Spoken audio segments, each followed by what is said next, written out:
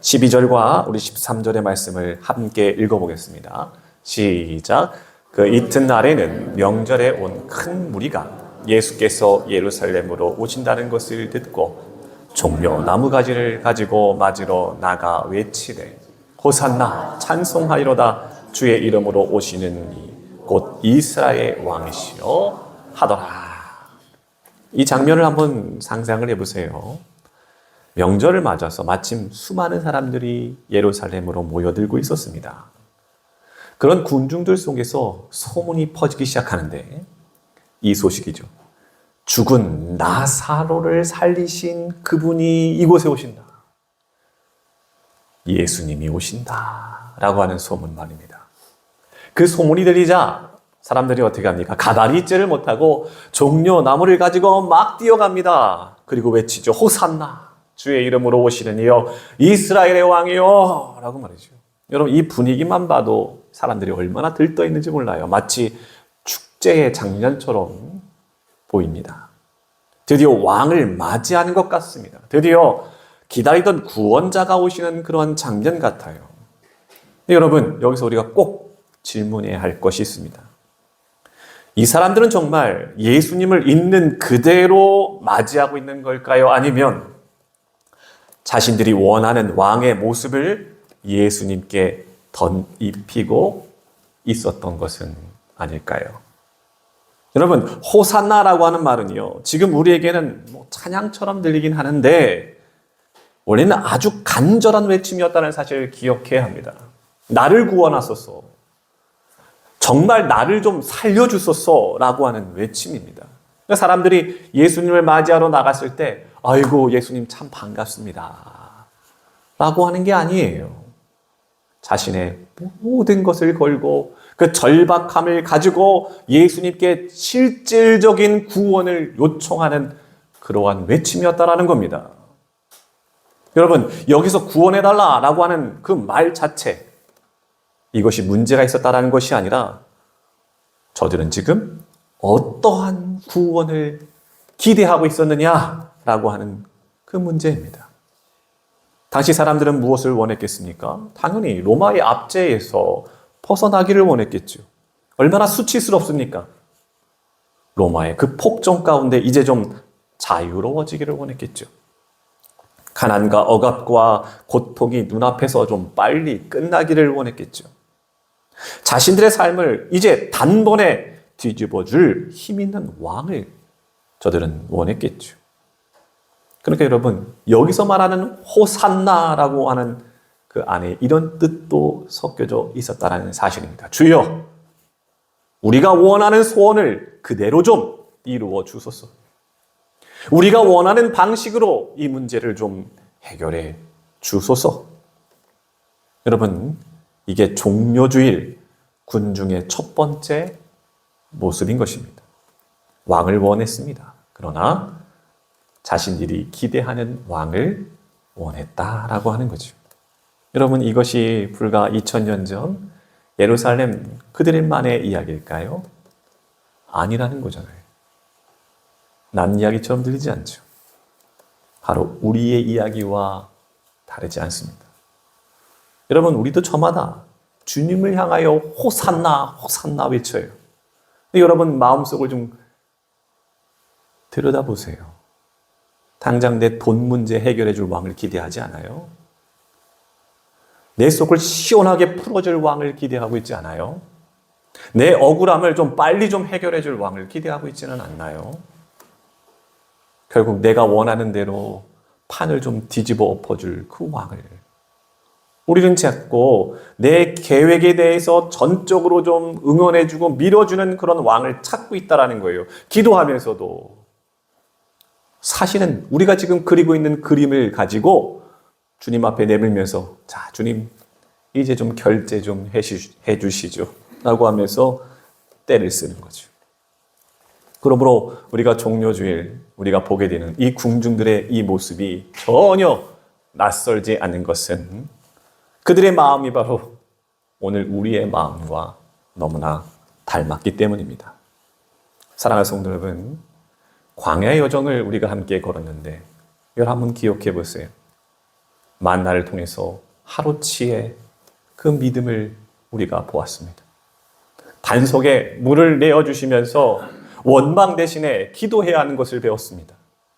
아멜렉과의 전쟁을 통해서 손을 드는 믿음을 우리가 배웠고요. 시내산에서 너는 내 것이다 라고 하는 선언을 들었습니다. 십계명은 어떻습니까? 주인을 바꾸는 법에 대해 우리가 배웠고요. 언약의 피를 통해서는 그 관계는 보혈의 피로만 세워진다는 것을 우리는 배웠습니다. 정탐꾼 사건과 노뱀 사건을 통해서 내가 지금 무엇을 바라보느냐, 그 바라보는 믿음에 대하여 우리가 보았습니다. 여러분, 광야길을 이토록 우리가 걸어왔는데 마지막 너무도 질기고 질긴 질문, 그 시험이 딱 하나 남아있어요.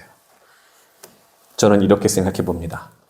내 기대를 내려놓는 것이다 라고 하는 거죠.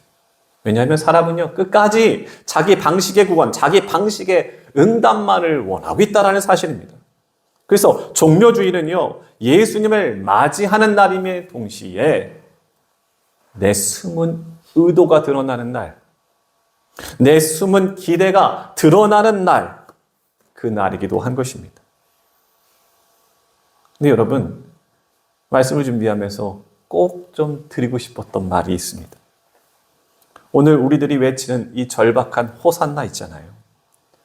그리고 지금 여러분의 삶에서 고통 속에서 구원을 바라고 구하는 그 기도가 과연 목사님 잘못된 것일까요? 그것을 이야기하고 싶은 것이 아니라고 하는 것을 꼭 좀 말씀드리고 싶어요. 배고픈 사람이요 밥 좀 달라고 하고, 아픈 사람이 좀 낫게 해달라고 하고, 전쟁의 공포 속에서 있는 이 유하와 같은 이 아이들이 평화를 달라라고 외치는 그 호산나는 너무도 정당하고 너무도 귀한 기도입니다. 여러분, 주님은요, 우리의 그러한 기도를 전혀 무시하지 않으십니다. 다만 주님은 거기서 멈추지 않는다고 하는 사실입니다. 우리는 지금 당장의 배고픔 문제를 해결하기를 원합니다. 하지만 주님은요, 영원히 목마르지 않는, 영원히 배부른 생명으로 우리를 이끄신다는 것입니다. 그들은 당장 이 로마만 좀 물러가게 하기를 원했지만 주님은 그 안에 있는 죄와 사망의 권세를 완전하게 멸하시기를 원하셨다라는 거예요. 그렇습니다. 주님은 우리의 이 낮은 기대를 거절하고 계시는 것이 아니라 더 크고 근본적인 구원의 문제를 우리에게 해결하기 위하여 우리의 기대를 지금 넘어서 일하고 계신 것입니다. 사랑하는 성도 여러분, 주님은 여러분의 호산나 속에 담겨진 그 아픈 사정들을 이미 다 알고 계십니다. 그러나 오늘 본문이 우리에게 도전하는 것은 여러분, 우리의 이 작은 기대의 감옥 안에 왕으로 오시는 예수 그리스도를 가두지는 말자라고 하는 겁니다. 이제 그 주님이 우리의 기대를 넘어서 어떻게 역사하여 주시는지, 그분이 선택하신 나귀를 타고 오시는 그 길을 통하여 진짜 왕의 모습을 발견해 나가시기를 주님의 이름으로 축복합니다.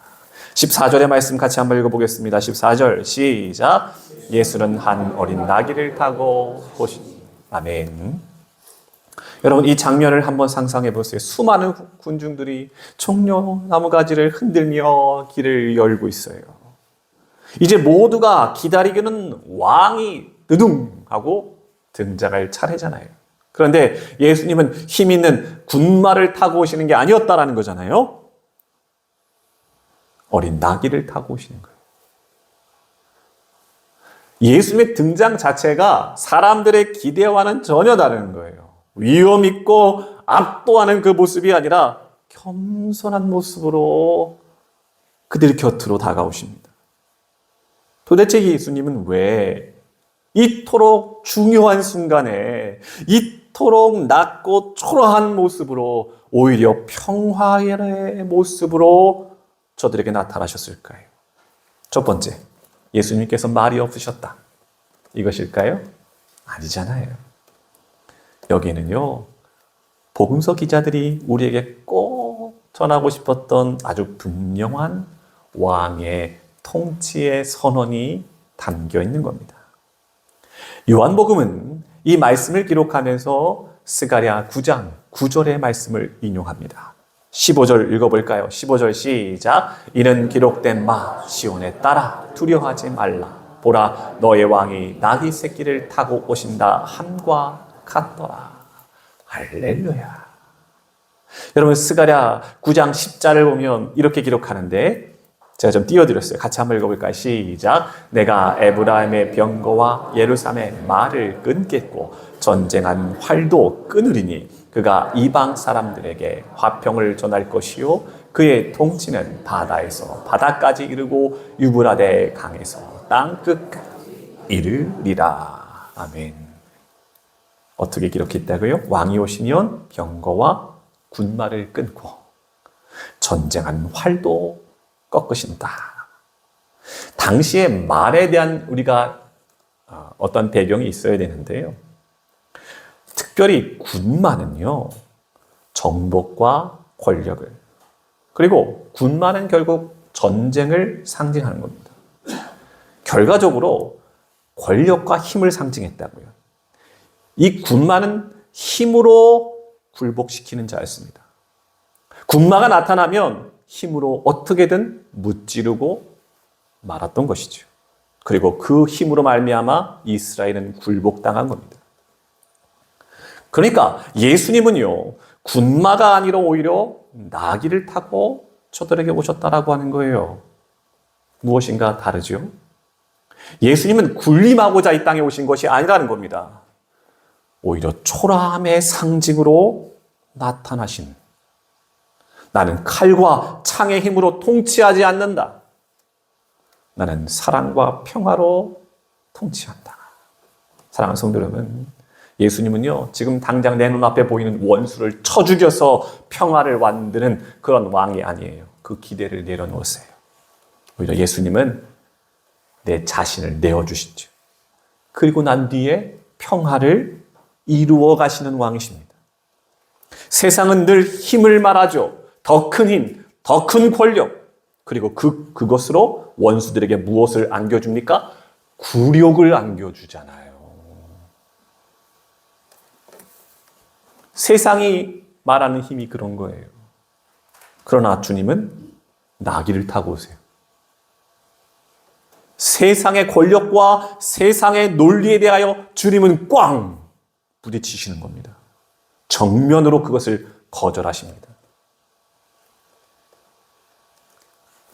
또 한 가지가 있어요. 저는 그 이유가 오늘 여러분의 마음밭에 떨어진 말씀이 되기를 원해요. 여러분에게는 소망이 되길 바랍니다. 주님께서 나귀를 타고 우리에게 걸어오신 이유는 우리가 낮은 자리에 있기 때문에 그래요. 그 주님을 우리가 낮은 자리에서 볼 수가 있기 때문에 그래요. 왜냐? 주님은 우리에게 무엇을 맞추시길 원하느냐? 내 삶과 맞추시길 원하세요. 내 눈과 눈을 맞추시기를 원하시는 분이 우리 주님이시라는 거예요. 자, 여러분, 군마 외에 당당한 왕으로 오셨다라고 봅시다. 자연스럽게 사람들을 내려다보게 될 것이죠. 자연스럽습니다. 그리고 그 높은 자리에서 명령하겠죠. 근데 주님은 어린 나귀 새끼를 타고 오시는 거예요. 백성 가운데로, 사람들 곁으로, 고통당하고 있는 저들 가까이 오시는 겁니다. 아이들의 머리를 쓰다마 줄 수 있는 그 거리죠. 길가에서 울고 있는 그 사람의 눈을 바라볼 수 있는 높이입니다.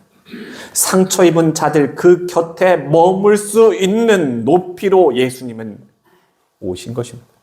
사랑하는 성도 여러분, 예수님은 우리의 광야 같은 이 삶에 백마탄 왕자처럼 어떠한 왕의 모습으로 나타나셔가지고, 왕은 나타나서 무엇하는 자예요? 호통치죠. 너 그렇게밖에 못 살아. 너 그렇게밖에 못해. 이렇게 호통치시는 분이 아니에요. 그런 기대를 내려놓으세요. 주님은 나귀를 타고 오히려 조용히 내 곁에 오셔서 하시는 말씀. 나는 너를 안다. 나는 너의 아픔도 안다. 난 너의 짐을 대신 지러 왔다라고 말이죠.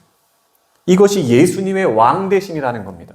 사랑하는 성도 여러분, 우리는 자꾸 주님께 군마를 좀 타고 오십시오라고 요청한다는 거예요. 내 문제를 당장 힘으로 해결해 주세요. 이 원수를 당장에 무너뜨려 주세요. 내 삶을 단번에 뒤집어 엎어 주세요. 근데 주님은 오늘 나귀를 타고 오셔서 하시는 말씀, 내 방식은 말이다, 세상의 방식과는 달라. 나는 힘으로 억누르는 왕이 아니라 사랑으로 품고 오히려 나를 내어주며 살리는 왕이다 라고 말이죠. 여러분, 종료주일은요, 오늘 이 나귀는요, 단순히 예수님께서 타실 것이 없어서 이동수단으로 오신 게 아니라는 거예요. 예수님이 어떠한 방식으로 통치하시는가, 이것을 보여주는 중요한 표지입니다. 군말은 세상의 방식이에요. 나귀는 하나님의 나라의 방식이라는 겁니다. 군마는 힘으로 제압하는 것이고요, 나귀는 겸손으로 우리 곁으로 다가오시는 거예요. 사랑하는 성도 여러분, 그러므로 광야교회 이 마지막 수업, 우리가 배워야 할 것이 바로 이것입니다. 내 방식대로 원하는 왕, 그것 좀 그만 고집하시고요, 주님의 방식의 왕을 받아들이게 되시길 바랍니다. 혹여 여러분의 삶에도 지금 백마를 기대하는 마음이 있지 않을까요? 단번에 내 문제가 해결되기를 바라는, 단번에 좀 뒤집혀지기를 원하는, 강한 힘으로 이제 좀 다 정돈되고 다 정리되기를 바라는 그런 마음. 근데 주님은 지금도 나귀를 타시며 내 삶으로 걸어 들어오고 계십니다. 어쩌면 여러분이 바라던 힘 있는 해결은 아직 오지 않았을 수도 있습니다. 하지만 그 대신에 여러분, 묵묵히 견디게 하시는 하나님의 은혜가, 낮아진 자리에서 오히려 나와 함께 하시는 주님의 샬롬의 평화가, 여러분의 각자의 십자가를 통하여 동행하시는 하나님의 은혜, 이것을 좀 기억하시기 바랍니다. 지금 주님은 나귀를 타고 여러분의 삶으로 걸어 들어오고 계신다는 사실입니다. 16절의 말씀을 같이 한번 보겠습니다. 16절입니다. 시작. 제자들이 처음에 이 일을 깨닫지 못하였다가 예수께서 영광을 얻으신 후에야 이것이 예수께 대하여 기록된 것임과 사람들이 예수께 이같이 한 것임이 생각났더라. 아멘. 여러분, 이 말씀이 너무너무 위로가 됩니다. 왜 위로가 될까요? 예수님을 가까이에서 따랐던 제자들이, 예수님의 말씀을 건너들은 것도 아니고 직접 육성으로 들었던 제자들, 예수님이 하셨던 기적을 눈으로 보았던 제자들, 그리고 사람들이 종려나무 가지를 꺾어다가 호산나 외치는 이 종려 주일의 이 장면도 바로 옆에서 함께 만끽했던 이 제자들조차 처음에는 이 일을 깨닫지 못했다라고 밝히고 있다는 겁니다. 무슨 말입니까? 예수님이 왕으로 오셨는데 처음에 그 왕을 제대로 알아보지 못한 자들이 누구였다? 제자들도 그랬다라고 하는 겁니다. 왜 제자들도 이것을 알아보지 못했을까? 이유는 어렵지 않잖아요. 제자들도 사람들과 똑같았다라는 겁니다. 자기 기대를 가지고 예수님 곁에 머물렀다라는 겁니다. 물론 예수님을 따르긴 했어요. 근데 마음 한편에는 자기만의 기대들이 있었다라는 겁니다. 내 인생에 뭔가 큰 변화가 예수로 인하여 일어나겠지. 예수님께서 왕이 되시면 나도 그 예수님 곁에서 영광의 자리 하나는 차지하겠지. 제가 그것이 잘못됐다라고 하는 게 아니에요. 예수님을 따르긴 따르면서도 자기들만의 기대하는 왕이 자기들만이 그리고 있는 그림에 예수님이 저마다 있었다고 하는 사실입니다. 그래서 이 나귀를 타고 오시는 왕, 십자가를 향해 가시는 왕, 자신을 끝까지 낮추시는 왕의 모습을 제자들조차 전혀 알아볼 수가 없었다는 거예요. 제자들도 그랬는데 여러분 우리는 어떻습니까? 교회를 아무리 오래 다녀도 예수를 오래 믿어도 내 기대가 예수님보다 더 크면 정작 예수님을 있는 그대로 보지 못하는 거지. 내가 원하는 응답이 오지 않으면 오늘 당장 실망하죠. 내가 기대한 방향이 오늘 아니면 나는 너무도 답답해서 못 견디죠. 내가 생각하는 그림과 다르면 이거 왜 이래? 라고 하면서 믿음조차 흔들리죠. 그러니까 여러분 예수님을 안다라고 하는 것은 단순히 내가 예수님을 오래 믿었다 이런 말이 아니잖아요. 예수님을 믿고 내가 예수님을 안다라고 하는 것은 내 기대를 내려놓고 예수님을 예수님 그대로 받아들이는 것, 이것이 참된 믿음이라는 사실입니다. 그러니까 여러분 16절에 제일 중요한 말이 뭐냐면 예수께서 영광을 얻으신 후에 야 라고 하는 겁니다. 여러분 요한복음에서 예수님의 영광은요 사람들이 박수 쳐주는 성공, 사람들의 영광이 아니라는 사실입니다. 여러분 요한복음에서 예수님의 영광은 결국은 십자가예요.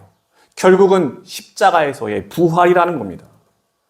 그러니까 제자들은요 십자가를 지나가기 전까지는 누구를 제대로 이해하지 못해요? 예수님을 전혀 이해하지 못했다는 겁니다.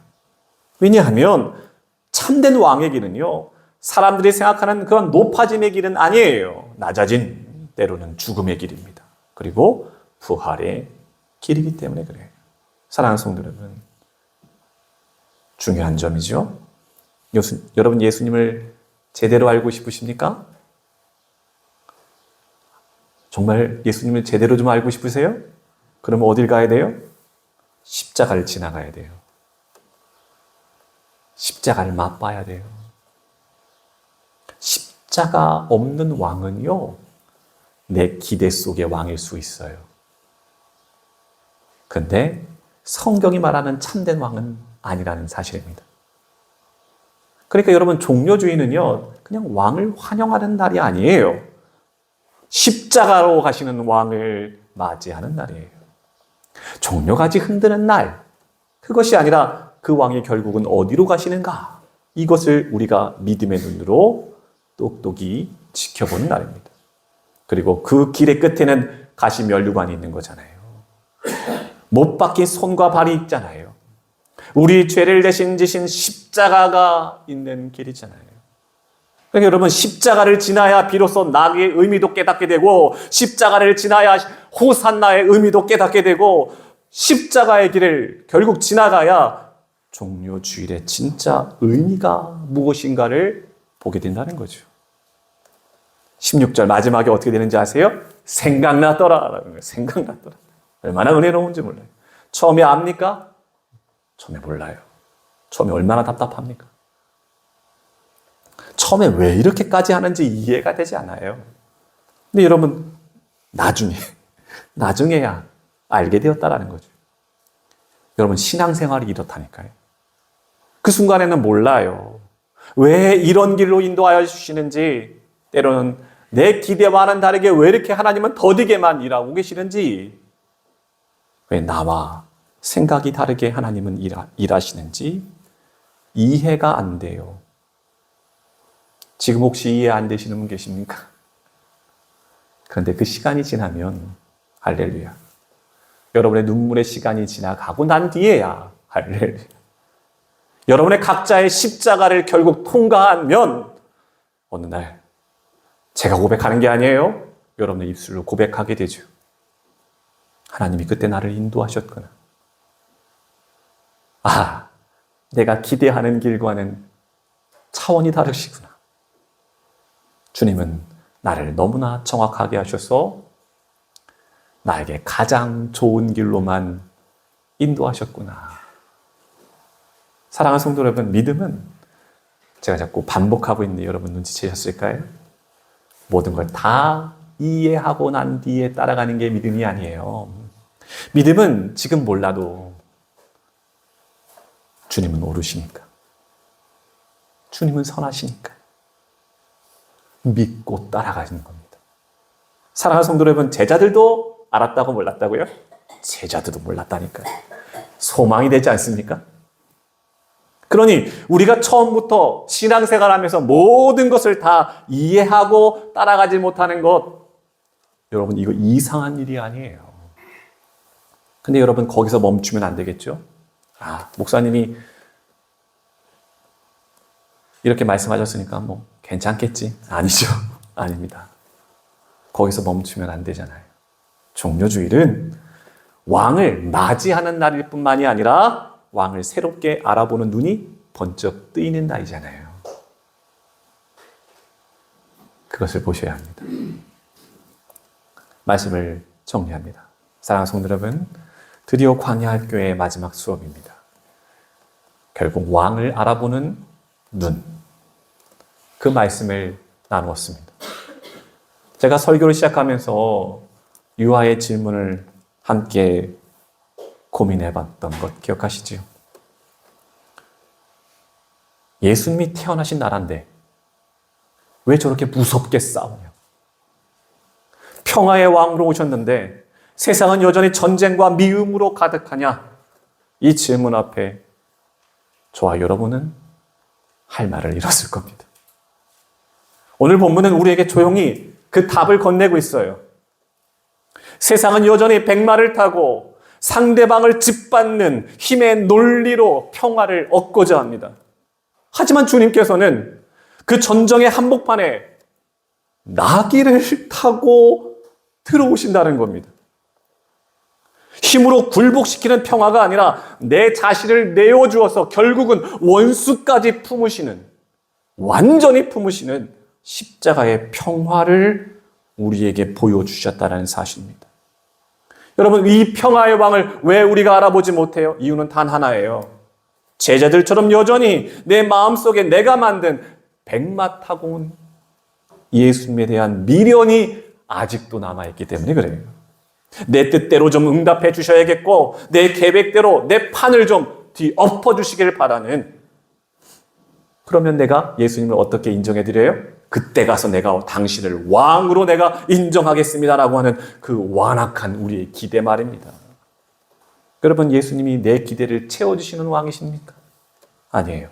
예수님은 오히려 끔찍한 내 죄를 지고 나를 살리신 왕으로 오셨다라는 사실입니다.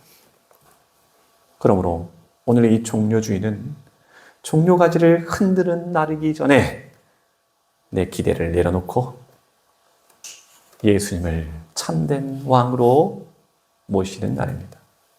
사랑하는 성도 여러분, 이제 우리는 고난주간을 보내게 됩니다. 결국 우리는 좀 결단하기를 바랍니다. 예수님을 내 문제 해결해주는 정도로만 두지 말고 여러분 삶의 진짜 왕으로 모셔드리는 귀한 시간 되기를 바랍니다. 바라기는 이 종료주일에 광야학교에 그 모든 여정을 잃어버리지 말고 결국은 내 삶의 낮은 자리로 내 눈을 맞추시려고 나귀를 타고 겸손의 왕으로 오시는, 십자가로 걸어가시는 겸손의 왕을, 참된 왕을 온전히 알아보고 그 주님과 동행하는 믿음의 한 주가 되시기를 주님의 이름으로 축복합니다. 옆 사람과 이렇게 인사하며 오늘 말씀을 마치겠습니다. 예수님을 왕으로 모십시다. 그리고 호산나. 주님이 우리의 왕이십니다. 이렇게요. 시작. 주님을 왕으로 모십시다. 한 번 더요. 호산나. 주님이 우리의 왕이십니다. 할렐루야. 기도하겠습니다.